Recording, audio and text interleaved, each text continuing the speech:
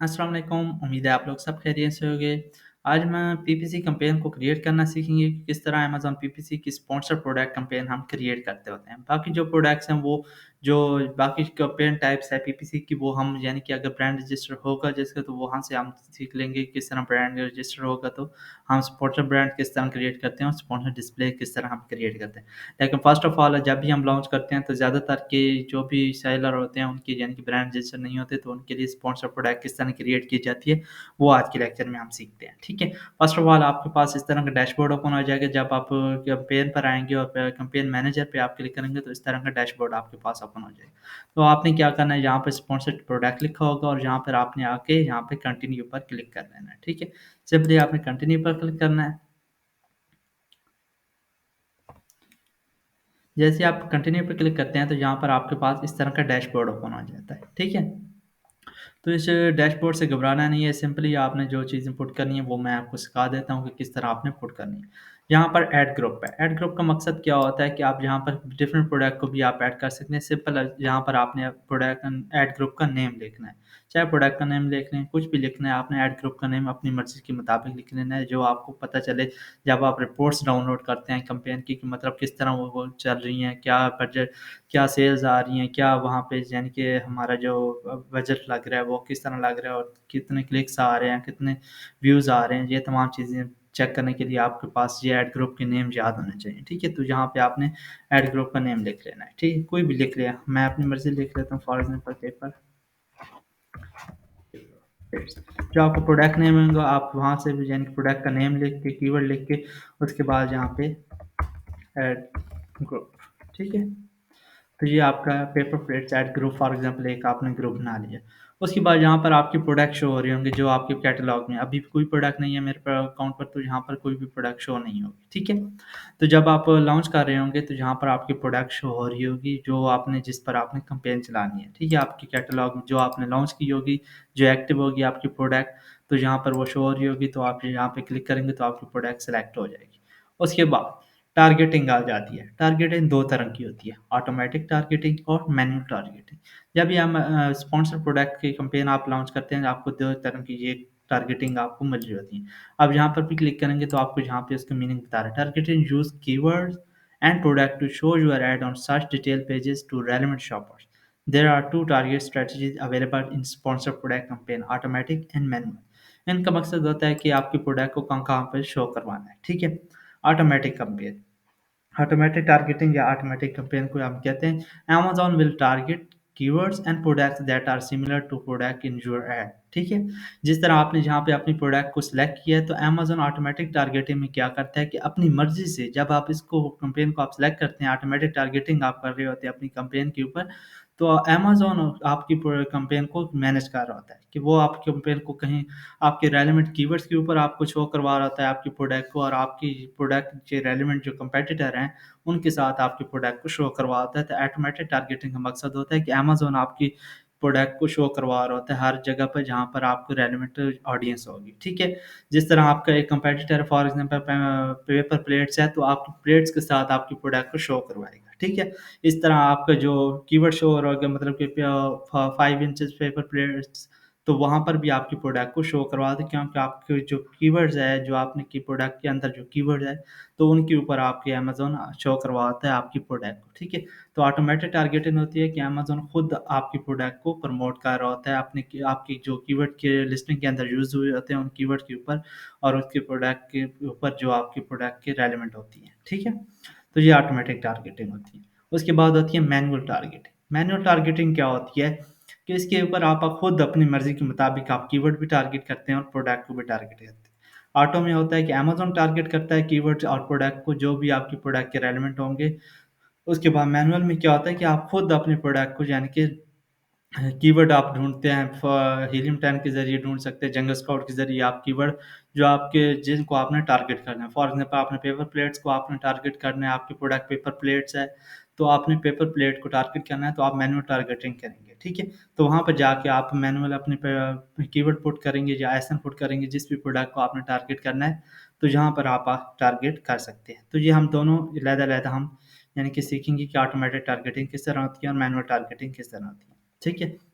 उसके बाद होती है ऑटोमेटिक टारगेटिंग के अंदर जब हम इसको सिलेक्ट करेंगे तो यहाँ पर बिड होती है। बिड का मतलब होते हैं जिस तरह हम अपनी ज़ुबान में बोली कहते हैं, जिस चीज़ में आप लगा रहे होते हैं कि मैं अपनी प्रोडक्ट के ऊपर ये बिड लगा रहा हूँ कि इस पे इतनी बिड पर मेरी प्रोडक्ट को शो करवाएँ। जब भी क्लिक पड़े तो इतना मुझसे चार्ज कर लें। चाहे वहाँ पे मैक्सिमम बिड $1 हो और यहाँ पर 0.75 है, तो आपसे 0.75 होगी, $1 नहीं चार्ज होगी, ठीक है? अगर मैक्सिमम बिड $1 है, आपने 1.5 लगाई हुई है, तो आपसे क्या अमेज़न चार्ज करेगा, $1 चार्ज करेगा, ना कि 1.5 चार्ज करेगा, ठीक है? जितनी मैक्सिमम बिड होगी उससे कम चार्ज करेगा अमेज़न, ना कि ज़्यादा चार्ज करेगा। तो इस तरह होती है, ये डिफ़ॉल्ट बिड होती है, ठीक है? बिड का मतलब होता है आप जितने भी लगाएँगे अपनी मर्ज़ी के मुताबिक, जितनी आपने बजट रखा हुआ है पीपीसी के लिए, तो ये बिड होती है। तो यहाँ पे आप अपनी बिड अपनी मर्ज़ी के मुताबिक सजेस्ट करते हैं या एडजस्ट करते हैं, ठीक है? उसके बाद negative keyword targeting, negative product targeting. जिन प्रोडक्ट पे या कीवर्ड पे आपने अपनी प्रोडक्ट को शो नहीं करवाना है, तो वो यहाँ पर आप पुट कर सकते हैं, ठीक है? यहाँ पर आप अपने कीवर्ड भी पुट कर सकते हैं, वन बाय वन इनको पुट कर सकते हैं, और उसके बाद अगर प्रोडक्ट जिन पर आपने अपने प्रोडक्ट को शो नहीं करवाना, तो यहाँ पे आप अपनी प्रोडक्ट के एसएन भी डाल सकते हैं उन प्रोडक्ट के जिन पर आप शो नहीं करवाना चाहते अपनी प्रोडक्ट को, तो ये आप यहाँ पर भी शो करवा सकते हैं, ठीक है? उसके बाद आ जाती है campaign bidding strategy. Campaign bidding strategy क्या होती है कि 3 तरह की होती है। इसमें क्या होता है कि आपने जो how you want to pay for clicks on your ads, ठीक है? तो 3 तरह की किस तरह होती है कि dynamic bits down only, dynamic bits up and down and fix bit, ठीक है? डायनामिक बिट्स डाउन ओनली क्या होता है? इसकी जो डेफिनेशन है वो नीचे लिखी हुई है। वो will lower your bids in real time when your ad may be less likely to convert to a sale। इसका मतलब क्या होता है कि अमेज़न आपकी बिड को लो कर देगा उस वक़्त तक जब आपकी यानी कि प्रोडक्ट के ऊपर सेल नहीं कन्वर्ट हो रही होगी। आपके कीवर्ड के अगेंस्ट या आपके एसएन के अगेंस्ट जो सेल है वो नहीं हो रही होगी। क्लिक तो पड़ रहे होंगे लेकिन सेल नहीं आ रही होगी, तो आपकी जो बिड लगी हुई है, फॉर एग्ज़ाम्पल आपकी 0.75 लगी हुई है, तो अमेज़न क्या करेगा, अगर आपको इस पे सेल नहीं आ रही तो अमेज़न इसको लो कर लेगा, ठीक है? 0.75 है तो अमेज़न कर लेगा 0.50 कर लेगा। अमेज़न आपकी बिड को लो कर लेगा जब आपको सेल नहीं आ रही होगी, ठीक है? जब आ रही होगी तो वो वहाँ पे आपको स्टिल रखेगा 0.75 पर रखेगा, लेकिन सेल भी आ रही होगी आपको, ठीक है? उस कीवर्ड के अगेंस्ट आपकी बिड को लो कर देता है, या उस एसएन के अगेंस्ट आपकी बिड को लो कर देता है, ठीक है? सेकंड अगर आप सेलेक्ट करते हैं तो dynamic bids up and down, वो will raise your bids by a maximum of 100% in real time when your ad may be more likely to convert to a sale, and lower your bids when like less likely to convert to a sale। इसका क्या मतलब होता है कि जब आप bid लगाई होती है आपने, फॉर एग्जांपल 0.75 लगाई हुई है, ठीक है? अगर आपको उस कीवर्ड के अगेंस्ट या उस एसन के अगेंस्ट आपको सेल आ रही है, तो अमेज़न क्या करेगा, तो इसको डबल कर लेगा, 0.75 मल्टीप्लाई बाय 0.75, ठीक है? इसके साथ दोनों को यानी कि आप दोगुना कर लेगा इसको, तो ये हो जाएगी 0.75 एंड 0.75 इज़ इक्वल टू 1.5, ठीक है? तो 1.5 बिड आपसे अमेज़न यानी कि इसको कर देगा ताकि आपकी सेल और ज़्यादा भी हो, बूस्ट हो, ठीक है? वो will rise your bid by maximum of 100%। 100% इसका होता है कि इसको डबल कर देगा, ठीक है?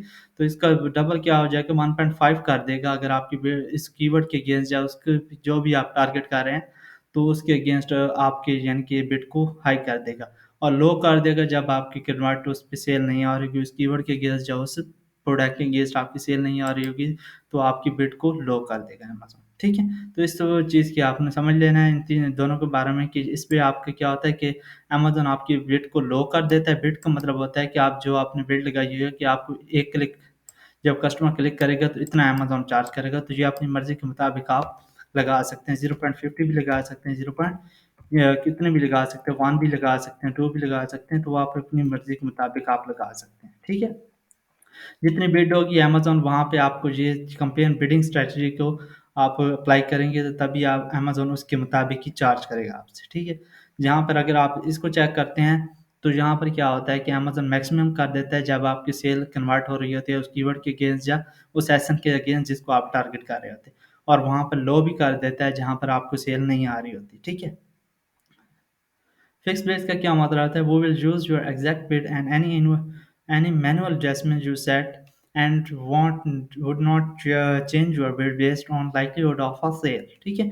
इसमें क्या होता है कि आपने अगर 0.75 आपने लगा ली है बिड, तो 0.7 ही चार्ज होगी पर क्लिक पर, ना कि इससे ज़्यादा चार्ज होगी, ठीक है? इससे कम हो सकते हैं लेकिन इससे ज़्यादा भी चार्ज नहीं होगी। फिक्स बिड आप अगर सेलेक्ट करते हैं तो अमेज़न क्या करेगा, अमेज़न आपको पर क्लिक जो भी कस्टमर आके आपके प्रोडक्ट के ऊपर क्लिक करेगा, जो भी कंप्लेंट चाह रही है या कोई भी प्रोडक्ट पे कंप्लेंट चाह रही है, तो आपके प्रोडक्ट के ऊपर जो भी कस्टमर आके क्लिक करेगा, अगर फिक्स बिड आपने सेलेक्ट की हुई है फिक्स बिड को, तो अमेज़न क्या करेगा तो आपके बिड को जो है आपकी जो यानी कि बिड लगी हुई है 0.75, तो 0.75 ही चार्ज करेगा, ना कि इससे ज़्यादा चार्ज है। बाकी 2 में क्या था कि इसमें ये कि डायनामिक बिड्स डाउन वाले में क्या था कि अमेज़न आपसे चार्ज करता है जब आपके ऊपर सेल कन्वर्ट हो रही है, तो अमेज़न ये 0.75 चार्ज कर रहा है। अगर सेल नहीं कन्वर्ट हो रही होगी तो अमेज़न क्या करता है कि आपके बिड को डाउन कर देता है, 0.60 कर देता है, 0.50 कर देता है, ठीक है? और इसमें क्या होता है कि अमेज़न आपकी बिड को डबल कर देता है, अगर आपकी जो कीवर्ड है या जो एसएन है वो सेल में कन्वर्ट हो रहा है तो आपकी बिड को डबल कर देता है, अगर वो नहीं कन्वर्ट हो रहा तो आपकी बिड को लो कर देता है, जो आपकी बिड रखी हुई है, जो डिफ़ॉल्ट बिड रखी हुई है, ठीक है? तो उसको लो कर दें। फिक्स बिड में क्या होता है कि जो आपने बिड रखी है वही चार्ज करेगा, उससे ज़्यादा ना कम चार्ज करेगा, ठीक है? इन 3 चीज़ों की आपको समझ आ गई। उसके बाद क्या है कि सेटिंग्स आ जाती हैं। सेटिंग्स में क्या होता है कि यहाँ पे कैंपेन नेम आपने लिखना है। उसके बाद स्टार्ट डेट और एंड डेट लिखनी है। जो भी कैंपेन आपने चलानी है तो वो स्टार्ट डेट भी आप लिख सकते हैं, एंड डेट भी लिख सकते हैं, ठीक है? उसके बाद बजट आपने रखना है कि मेरा इतना बजट है, इतने बजट के बाद मेरी पे कैंपेन रुक जानी चाहिए, ठीक है? आप 100 भी रख सकते हैं, 50 भी रख सकते हैं, जो भी आपने रखनी है अपनी मर्ज़ी के मुताबिक।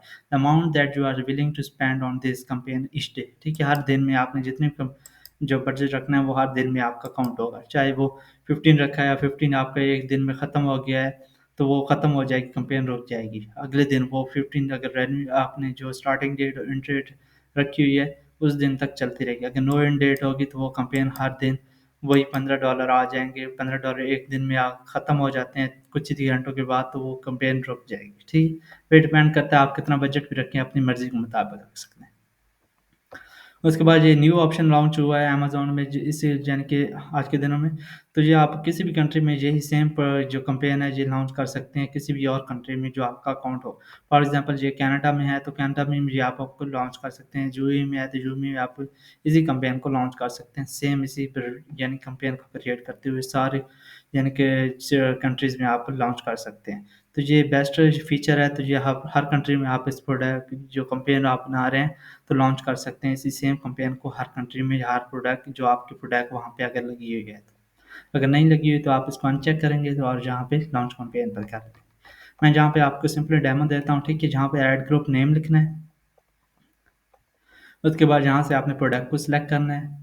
थर्ड आपने टारगेटिंग सिलेक्ट करनी है, ऑटोमेटिक टारगेटिंग सिलेक्ट की है। तो ऑटोमेटिक टारगेटिंग में क्या होगा कि अमेज़न आपके प्रोडक्ट को कीवर्ड जो कि प्रोडक्ट के अंदर कीवर्ड्स यूज़ हो रही हैं, तो उनको चेक करते हुए आपके प्रोडक्ट को उन कीवर्ड के अगेंस्ट शो करवाएगा। जो भी कस्टमर सर्च करेगा आपका कीवर्ड जो आपकी लिस्टिंग में पुट हुआ है, तो वो अगर सर्च करेगा तो अमेज़न आपके प्रोडक्ट को वहाँ पे जाके शो करेगा, ठीक है? और उस प्रोडक्ट जो आपके प्रोडक्ट के रेलेवेंट होंगे प्रोडक्ट्स उनके पे भी अमेज़न आपको शो करेगा।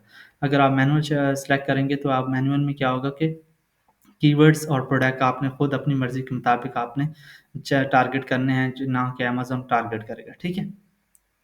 तो ऑटो हम लॉन्च कर रहे हैं, तो ऑटो में क्या करना है, ऑटो में सिलेक्ट करेंगे, उसके बाद बिड डिफ़ॉल्ट बिड भी रख सकते हैं, अगर ये नहीं रखना चाहते तो आप अपनी मर्ज़ी से ये 3 कर सकते हैं।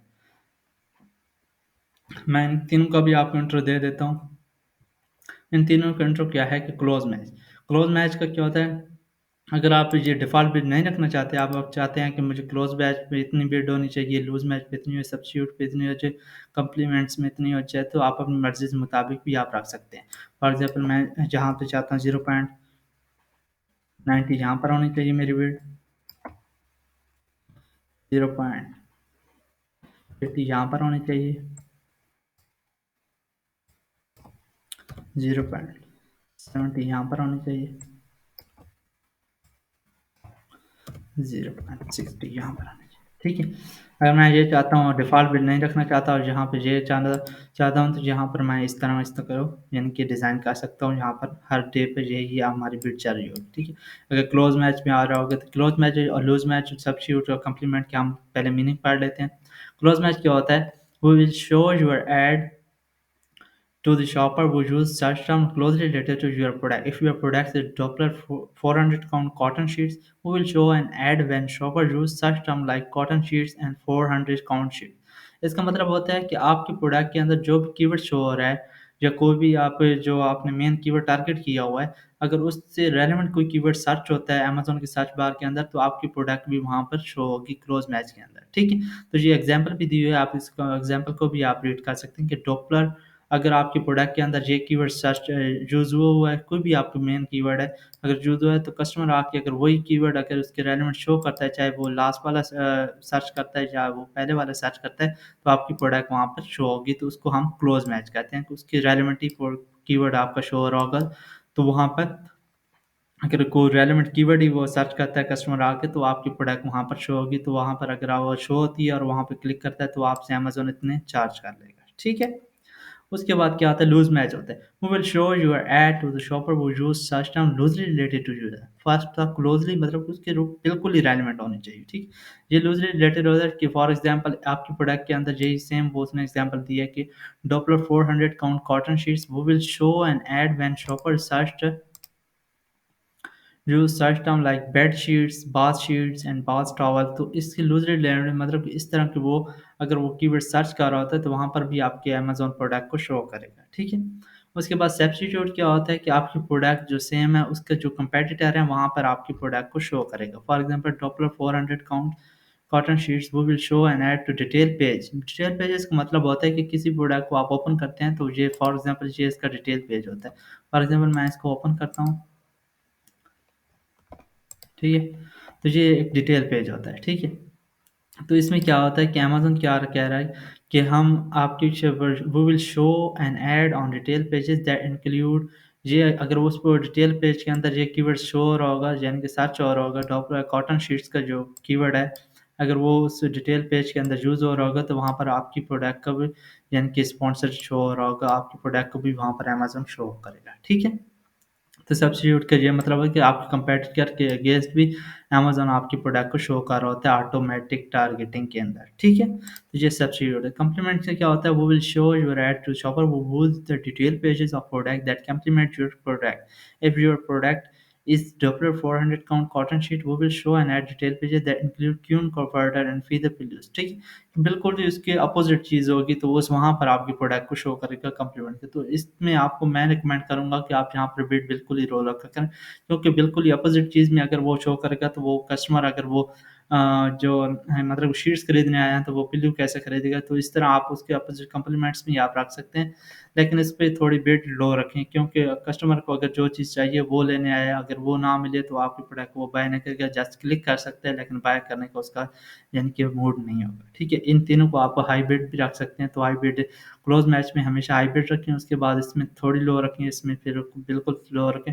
सब्स्टिट्यूट में भी आप हाई रखते हैं, क्योंकि यहाँ पर आपके जो कॉम्पिटिटर है उनको टारगेट कर रहा होता है अमेज़न, तो यहाँ पर भी आप रख सकते हैं। उसके बाद कॉम्प्लीमेंट्स में आता है, कॉम्प्लीमेंट में आपने थोड़ी लो रखनी है, ताकि आपके प्रोडक्ट पे जो क्लिक्स हैं वो कम भी हैं, और कम हैं तो अगर आएँगे भी सही, अगर इसको बंद भी कर देते हैं आप, तो आपके प्रोडक्ट पे ज़्यादा से ज़्यादा सेल यहाँ पर आएगी और यहाँ पर आएगी, ठीक है? सबसे ज़्यादा यहाँ पर और यहाँ पर आती है, क्योंकि यहाँ पर आपके क्लोज़ली रिलेटेड कीवर्ड होते हैं, वहाँ पर आपको क्लिक्स पड़ते हैं, तो वहाँ से आपको सेल आती है। उसके बाद सब्स्टिट्यूट होते हैं, आपके जो कॉम्पिटिटर है, वहाँ पर आपके प्रोडक्ट को शो अमेज़न कर रहा होता है, तो यहाँ पर भी आपको सेल आ रही होती है। यहाँ पर नेगेटिव कीवर्ड जब आप कैंपेन रन कर रहे होते हैं, तो 1-2 वीक के बाद आप जो कैंपेन आप उसको मैनेज कर रहे होते हैं, रिपोर्ट्स आप डाउनलोड करते हैं, तो जहाँ पर आपको पता चल जाता है कि जिस कीवर्ड के अगेंस्ट जिस सीज़न के मुझे ज़्यादा से ज़्यादा आप यानी कि क्लिक्स आ रहे हैं लेकिन सेल नहीं आ रहे, तो उनको आपने क्या करना है, अलहदा करके यहाँ पर आपने पुट करना है, ताकि अगली कैंपेन के अंदर वो कीवर्ड आपके दोबारा यानी कि शो ना करे वहाँ कीवर्ड पे, या उन प्रोडक्ट के ऊपर आपके प्रोडक्ट को शो ना करे, ताकि आपको क्लिक्स ना पड़े और आपका रेवेन्यू